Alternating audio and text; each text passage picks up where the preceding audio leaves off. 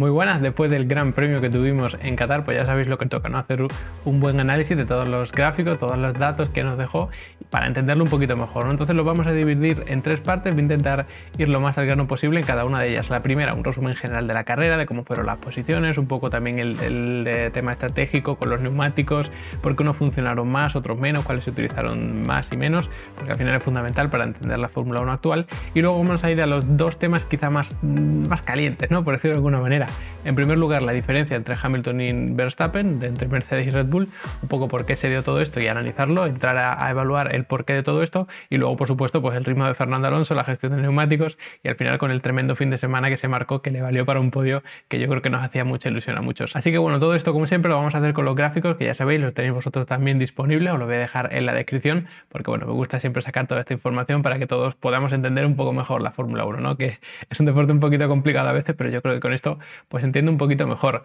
Entonces, a nivel general, pues esto fue la carrera, lo que vemos aquí resumido con los cambios de posición, que bueno, pues básicamente cuando tenemos una carrera muy aburrida solemos tener líneas muy horizontales, es decir, que los pilotos mantienen siempre la misma posición, y es por ejemplo lo que vemos con las dos primeras posiciones.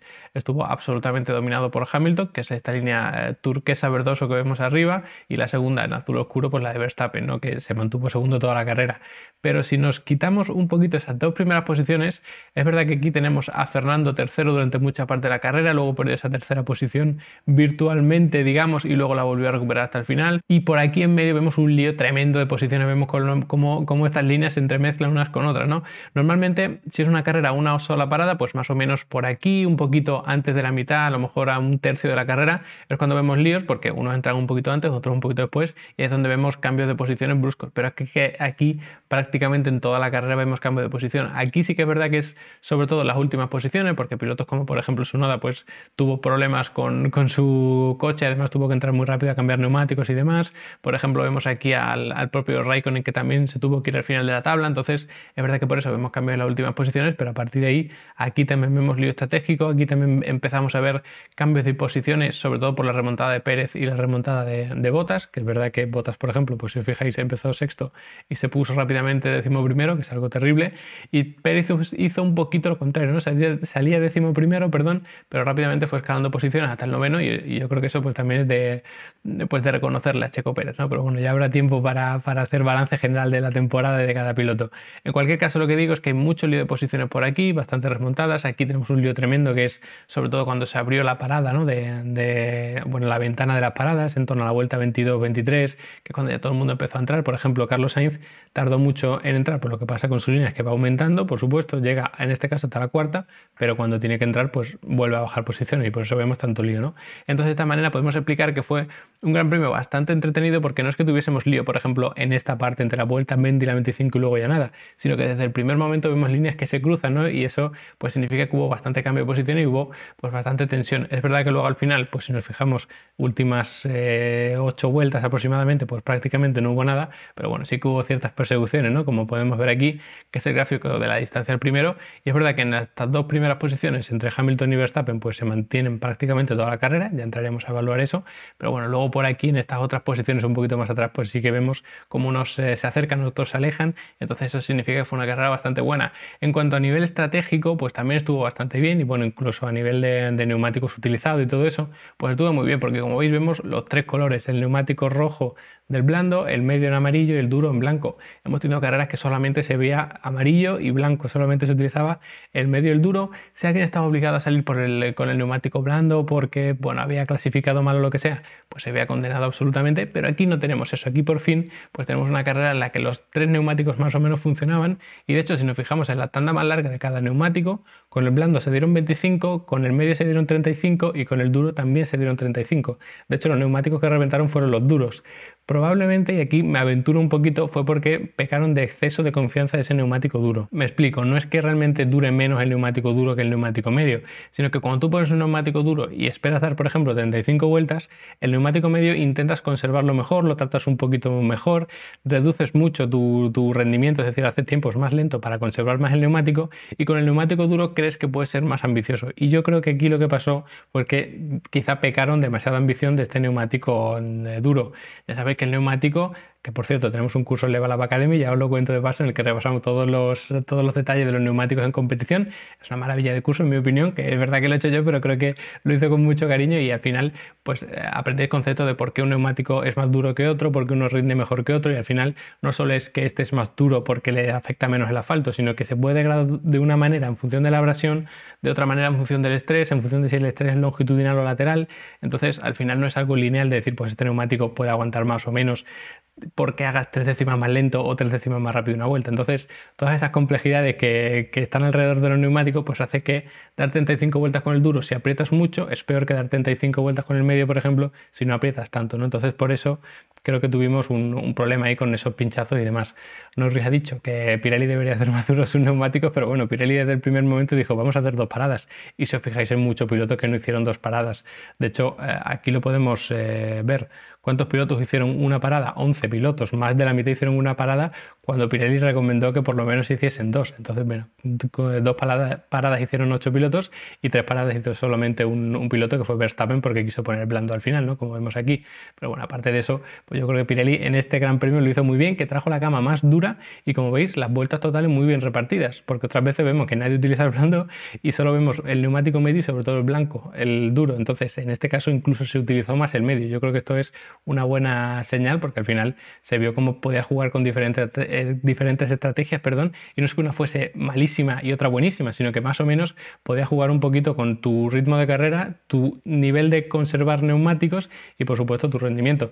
Si eras capaz de hacerlo todo bien, como fue el caso de Alonso, ¿no? Que tuvo un ritmo espectacular con ese Alpine y además supo conservar neumáticos hasta el final, pues mucho mejor, lógicamente, pero ya entraremos a evaluar eso. Si pasamos a hablar ahora de los dos líderes de esta carrera, que fueron Hamilton y Verstappen, pues bueno, yo creo que salta a la vista que no hay que ser muy inteligente para darse cuenta, ¿no? Que Hamilton dominó todo el Gran Premio. Es verdad que aquí, por ejemplo, si os fijáis, Verstappen estaba a 7 segundos y medio, más o menos se iba manteniendo un poquito más cada vez, iba perdiéndole tiempo a Hamilton cuando decidió entrar, que fue en esta vuelta, y Hamilton evidentemente sabía que su único rival medianamente directo era Verstappen en esta carrera y en cuanto entró Verstappen, aunque él tuviese bien los neumáticos, decidió entrar también porque es un poco la estrategia que sigues, ¿no? Copias a tu rival directo y sabiendo que tú tienes mejor ritmo, pues vas a ganar la carrera. Y si os fijáis luego a partir de ahí, pues Verstappen está a 8,3, se acerca de vez en cuando a 7,5, incluso llegó a ponerse en este punto a menos de 7 segundos, prácticamente a 7, pero luego a partir de ahí estuvo más o menos gestionando. Si os fijáis aquí incluso llega a ponerse a 6,3 de Hamilton, pero aquí Hamilton podía apretar y luego rápidamente se volvía a poner otra vez Verstappen a 9 segundos. Entonces esta distancia realmente significa que no tienes más ritmo, porque lo hemos analizado en otros grandes premios. Si tú tienes un piloto delante que está, por ejemplo, a 2 segundos y tú te mantienes constantemente a 2 segundos, segundo y medio, pues significa que tú eres mucho más rápido, porque te está llegando todo el aire sucio y aún así le aguantas el ritmo.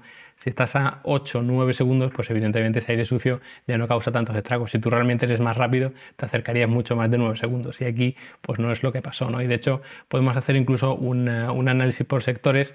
Lo que pasa es que aquí los 3 sectores eran más o menos iguales. El primer sector y el último estaban más influenciados por la velocidad punta de la recta. Pero bueno, en cualquier caso, si nos fijamos aquí, en el mejor sector 1, sector 2 y sector 3, si os fijáis, pues Hamilton aquí en el primer sector, que ojo son 27 segundos, el segundo 27 y el tercero 28, o sea que son todos más o menos iguales, Hamilton se quedó bastante cerquita, 3 décimas en el primero, pero en el segundo está a 6 y pico y en el tercero está a 7 y pico, o sea que realmente donde Hamilton se acercó mucho a Verstappen, sabiendo que Verstappen, insisto, puso el neumático blando al final del todo, fue en el primer sector. O sea que Hamilton era muy superior en el primer sector, que es probablemente el de mayor velocidad punta, porque el tercer sector tiene varias curvas de velocidad alta, entonces ahí es donde a lo mejor el Red Bull puede sacar un poquito más de rendimiento del chasis, de la aerodinámica, pero como vemos en el primer sector, aun Verstappen poniendo ese neumático blando, se quedó solamente entre comillas a 3 décimas, ¿no? Entonces eso significa pues que realmente tenía mucha velocidad. De hecho, si nos fijamos en las velocidades máximas, Bottas es el que lidera la del sector 3, en la trampa de velocidad también está Bottas ahí arriba, acompañado de ¿quién? De los dos McLaren, en el final del tercer sector también acompañado de los dos McLaren. Sin embargo, al final del sector 1, que es donde, bueno, hay a lo mejor un poquito más de curva, que no es tanto de velocidad punta, pues Norris sí que está aquí, pero el que destaca es sobre todo Verstappen, porque Bottas, por ejemplo, está al final, Hamilton está en la mitad de la tabla, y ya ha dicho Bottas que no puede decir mucho, pero que su coche no es exactamente igual que el de Hamilton, y parece que el de Hamilton, pues bueno, tiene otros secretos, vamos a decirlo así, que hace que el coche rinda bastante mejor, ¿no? Pero si os fijáis que en el primer sector, que es la velocidad de final de sector más lenta, si lo comparamos con los otros dos, Bottas está al final y en la más rápida esté arriba del todo, hombre, pues es bastante llamativo. Parece que el balance del coche no estaba del todo correcto. Y de hecho, cuando tú pones un neumático nuevo, blando al final, como hizo Verstappen, si tú marcas el mejor sector 1, es normal, entre comillas, porque al final es un sector de curva, es decir, pasas por ahí con bastante carga aerodinámica, sacas mucho rendimiento a tus neumáticos, pero al final de los otros sectores también, aunque no sea de pura curva, si tú tienes un neumático blando nuevo, vas a empezar la recta con mayor velocidad y por lo tanto vas a estar toda la recta con mayor velocidad. Y si os fijáis, estaba bastante abajo y en la trampa de velocidad mucho más abajo. O sea que el coche de Red Bull está mucho más cargado aerodinámicamente, como el que puede ser, por ejemplo, el de Hamilton y sobre todo el de Bottas, que evidentemente tenía mucha menos carga y por lo tanto quizá un coche más complicado de conducir, peor balanceado en cuanto al rendimiento aerodinámico. Entonces yo creo que eso marcó mucho la diferencia, ¿no? Y si nos fijamos ya aquí por último los tiempos de Hamilton y Verstappen, pues si os fijáis en el primer stint con neumático medio, que es este que vemos aquí en amarillo, pues bueno, Verstappen estaba haciendo 1.28.2, mientras Hamilton 1.27.7, es ese medio segundo que le estaba sacando constantemente.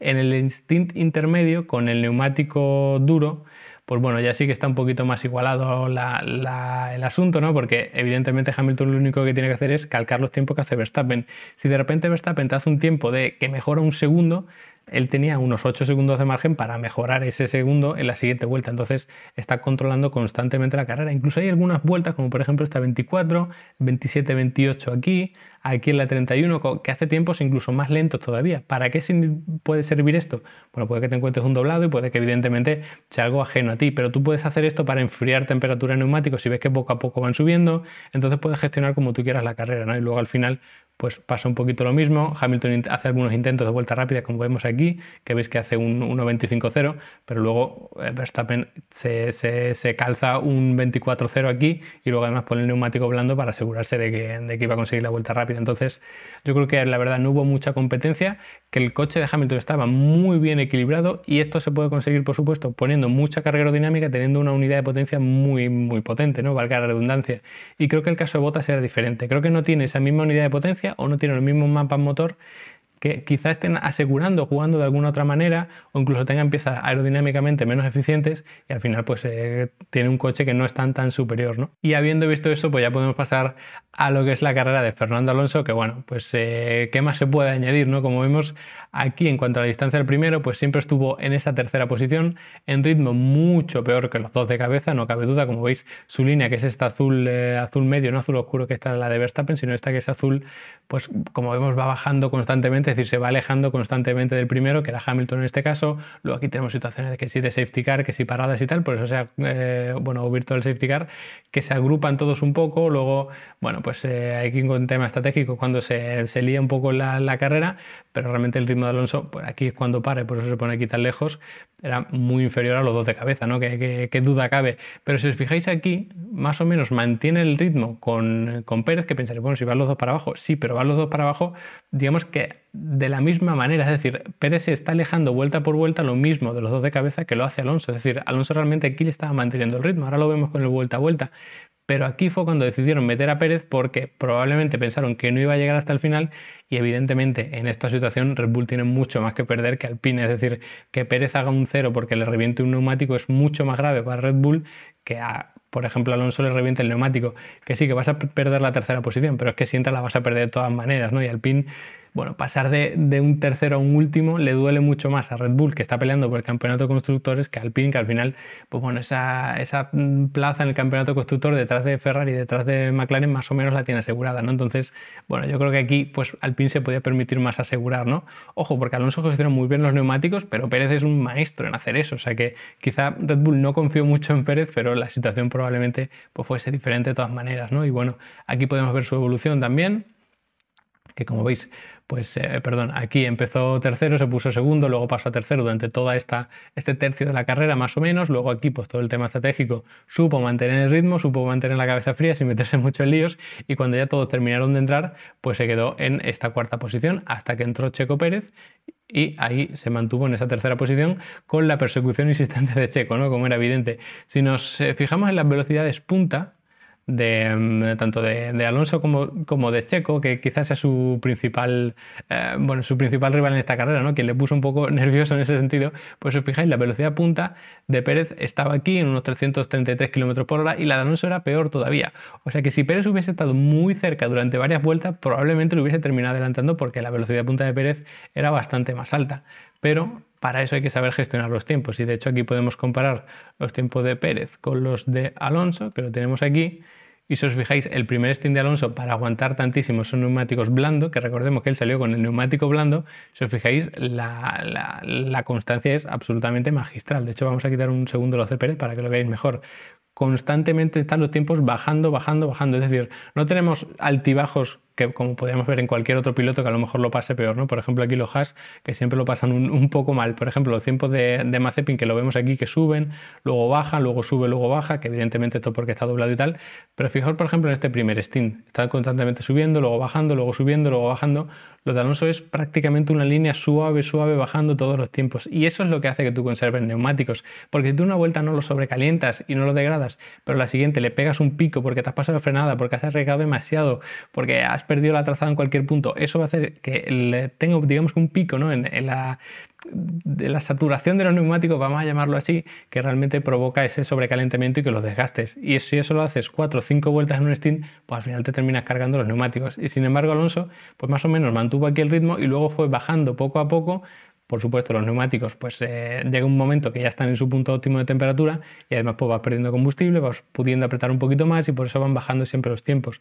Pero esta constancia al final, durante todas estas vueltas, lo que vale. Por ejemplo, vemos aquí una vuelta que falló un poquito, a lo mejor tuvo un doblado, a lo mejor tuvo que adelantar a alguien, pero luego a partir de ahí volvió a seguir con esta suavidad, ¿no? Bajando los tiempos constantemente. Luego con el neumático duro, pues evidentemente aquí tuvo que ganar algunas posiciones y demás, pero luego a partir de que la cosa más o menos se estabiliza en estas primeras 10 vueltas aproximadamente, otra vez mantiene esta constancia, otra vez. Y aquí ya es cuando más o menos empieza a temer la amenaza de Checo, ¿no? Que lo vamos a volver a poner. Y como veis, Checo, pues evidentemente era mucho más rápido. En esta vuelta, por ejemplo, Alonso hace 27.7 casi y Pérez está en 1.25.9, casi 26. O sea que estaba sacando 2 segundos y medio, casi 3 segundos en algunas vueltas, ¿no? Pero evidentemente Alonso lo único que tiene que hacer era conservar neumáticos. Por eso vemos como de repente su tendencia ya no es a seguir bajando los tiempos, sino que es a mantenerlos aquí arriba. Es verdad que en unas aprieta un poco más, en otras un poco menos. Por supuesto puede estar influenciado porque tengas que adelantar un doblado, porque le cojas rebufo, porque no, entonces eso por supuesto que afecta, ¿no? Pero como veis, esa tendencia de ir bajando los tiempos constantemente, igual que hizo en el primer stint, de repente se para y lo que hace es mantenerlos más o menos arriba. Por supuesto luego vino el Virtual Safety Car y todo eso, por eso no lo podemos ver aquí, pero es curioso cómo mantiene esa tendencia para que Pérez, que estaba aquí, aunque él esté haciendo tiempos mucho más rápidos que los de Alonso, él sabe gestionar la carrera y dice, mira, yo no voy a apretar para que no me coja porque me va a coger, yo voy a conservar neumáticos para llegar hasta el final, que es mi única baza, ¿no? Y realmente, pues si lo vemos aquí, cuando Pérez, digamos que aprieta a Alonso, pues podemos considerar en torno a la vuelta 48, 49, es cuando ya se ve claramente cómo lo está cogiendo. Y en esas vueltas, 48, 49, estamos por aquí.